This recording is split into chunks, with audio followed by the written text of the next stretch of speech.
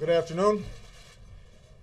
As many of you know, this morning I had a meeting with Speaker Boehner, Leader Reid, as well as the two appropriations chairs, Inouye and Rogers, to discuss the situation with last year's budget. And I wanted to give you, and more importantly the American people, an update on where we are. From the outset, my goal has been to significantly cut our domestic spending, but at the same time make sure we're making key investments in things like education, infrastructure, innovation, the things that are going to help us win the future.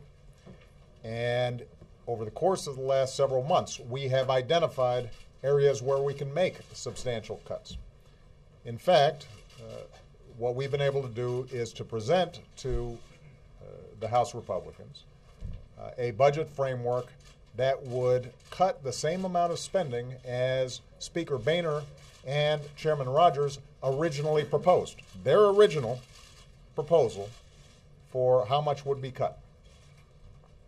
And several weeks ago, there were discussions between the White House and Speaker Boehner's office in which we said, let's start negotiating off of that number, $73 billion.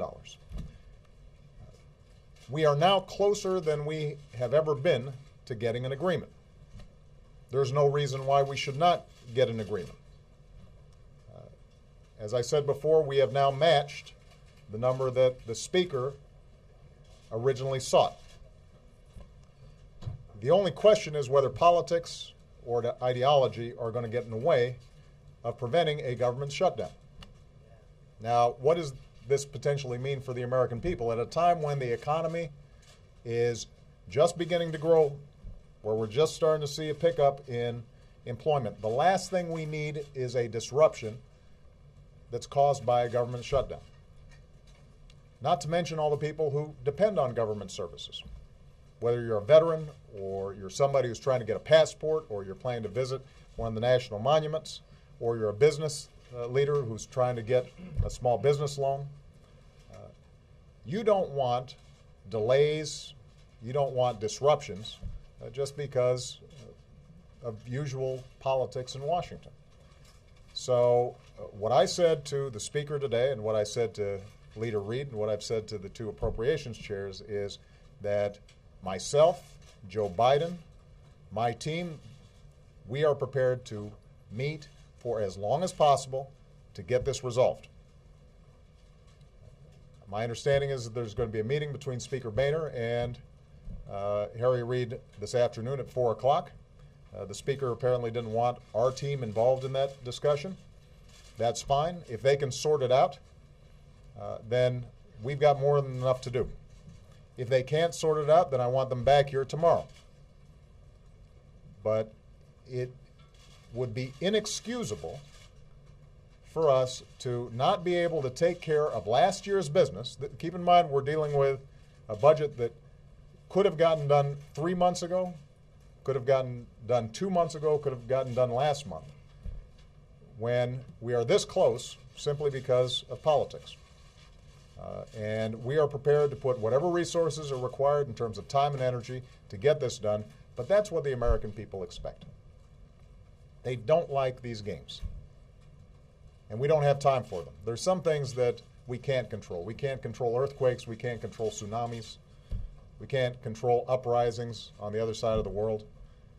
What we can control is our capacity to have a reasoned, fair conversation between the parties and get the business of the American people done. And that's what I expect. So, again, I want to reiterate. My understanding is the Speaker and Leader Reid are going to have a meeting at 4 o'clock. If that issue does not get resolved and we don't start seeing progress, I want a meeting again tomorrow here at the White House. I will invite the same folks that we invited today. And if that doesn't work, we'll invite them again the day after that. And I will have my entire team available to work through the details of getting a deal done. But right now, there's no reason why we should not get this done. And we've got more than enough to do than to be spending our time going back and forth, quibbling around the edges on something that's important to the American people. All right, with that, I'm going to take a couple questions. Ben. Thank you, Mr. President. If it came down to it, would you approve of a short-term spending bill to avoid a government shutdown? And more broadly, as the American people are watching this, do you think that this is a test of your leadership? Do you think the American people are expecting you to make sure that this deal happens? Let me take each question separately. On the issue of a short-term extension, we've already done that twice. We did it once for 2 weeks, then we did another one for 3 weeks. That is not a way to run a government. I can't have our agencies making plans based on 2-week budgets. I can't have the Defense Department, I can't have the State Department, I can't have our various agencies on food safety and making sure our water's clean and making sure that our airports are functioning. I can't have them making decisions based on 2-week at a time budgets. So I've been very clear that the last time we had an extension, it was to give the parties time to go ahead and get something done. We are now at the point where there's no excuse to extend this further. If over the next 24 to 48 hours a deal is done and we just can't get the paperwork through Congress quick enough and they want to do a clean extension for 2 or 3 days in order to go ahead and complete a deal, then that's something that we could support. But what we're not going to do is to once again put off something that should have gotten done several months ago. Now, with respect to the second question, I think what the American people expect from me is the same thing that they expect from every member of Congress, and that is that we're looking out for the interests of the American people and not trying to score political points. I think what they're looking from me is the same thing that they're looking from Speaker Boehner and Harry Reid and everybody else, and that is that we act like grown-ups. And when we are in negotiations like this, that everybody gives a little bit, compromises a little bit in order to do the people's business. And I just want to set the context for this now. Again, I'm going to repeat. Speaker Boehner, Chairman Rogers, the Republican Appropriations Chairman, their original budget proposed $73 billion in cuts. We have now agreed to $73 billion worth of cuts. What they are now saying is, well, we're not sure that every single one of the cuts that you've made are ones that we agreed to. We'd rather have these cuts rather than that cut. That's not the basis for shutting down the government. We should be able to come up with a compromise in which nobody gets 100% on what they want, but the American people get the peace of mind of knowing that folks here in Washington are actually thinking about them. Because they're going through a whole lot of struggles right now. They're worrying about gas prices, and that's what they want us worrying about. They're worrying about jobs, and that's what we should be focused on.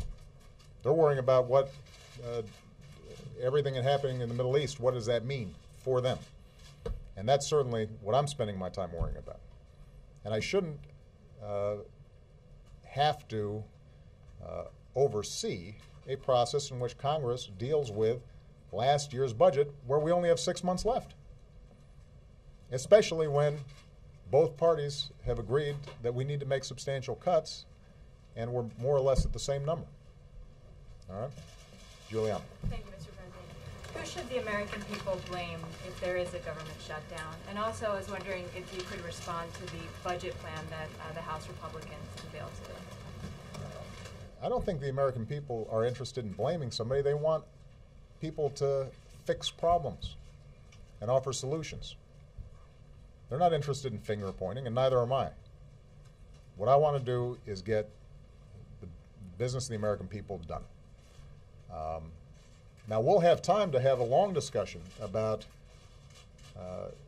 next year's budget as well as the long-term debt and deficit issues, where we're going to have some very tough negotiations. And they're going to be, I think, very sharply contrasting visions in terms of where we should move the country. That's a legitimate debate to have. By the way, part of the reason that debate's going to be important is because that's where 88% of the budget is. What we're spending weeks and weeks and weeks arguing about is actually only 12% of the budget and is not going to significantly dent the deficit or the debt. So I'm looking forward to having that conversation. But right now we've got some business in front of us that needs to be done. And that is making sure that we are cutting spending in a significant way, but we're doing it with a scalpel instead of a machete to make sure that we can still make investments in education, we can still make investments in infrastructure, we can still make investments that put the American people back to work and build our economy for the long term. So, Mr. President, thank you. What else does the White House have to offer to make sure that a deal happens by Friday? And separately, could you tell us a little bit about your meeting with Mr. Perez? Well, look, you know, we've got. We are happy to listen to any additional reasonable proposals. But I want to repeat what I just said. We are now at the figure that was Speaker Boehner's original proposal. Right. Now, Speaker Boehner originally called for $73 billion worth of cuts.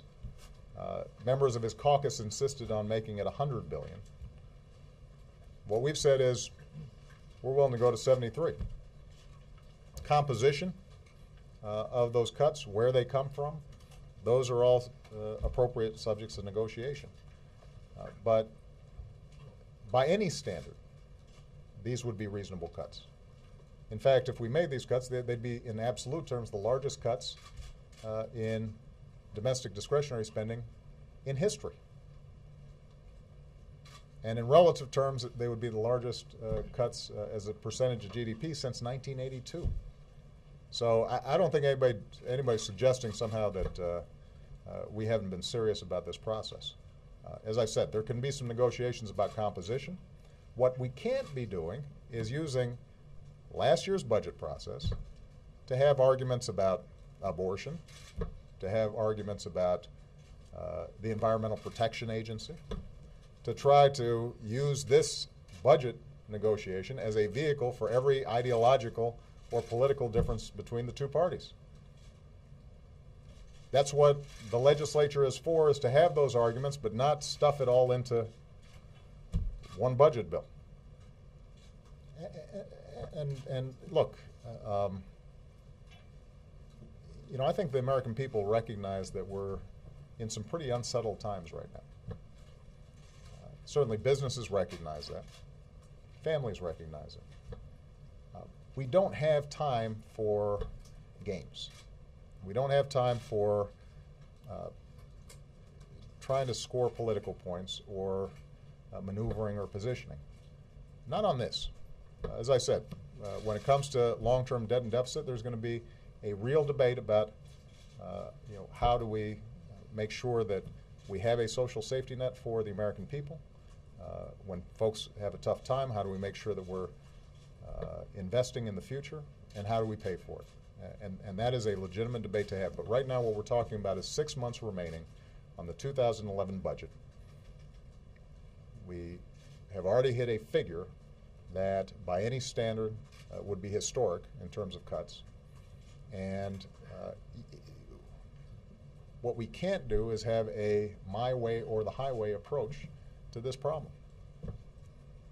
We can't have a my way or the highway approach to this problem, because if we start applying that approach, where I've got to get 110% of everything I want, or else I'm going to shut down the government, we're not going to get anything done this year. And the American people are going to be the ones that suffer.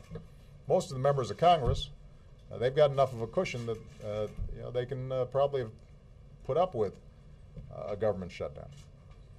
But there are a lot of people out there who can't. If you're a small business right now and you're counting on a small business loan that may make a difference as to whether or not you can keep that business going, and you find out that you can't process it for 3 or 4 weeks, or 5 weeks or 6 weeks, because of some bickering in Washington, you know, what does that say about our priorities?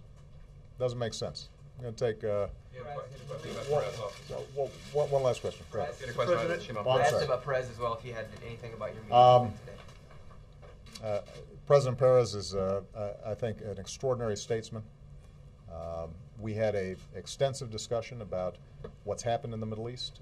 I think he and I both share a belief that this is both a challenge and an opportunity, that with the winds of change blowing through the Arab world, it's more urgent than ever that we try to seize the opportunity to create a peaceful solution between the Palestinians and the Israelis, and he had some very interesting ideas around those issues.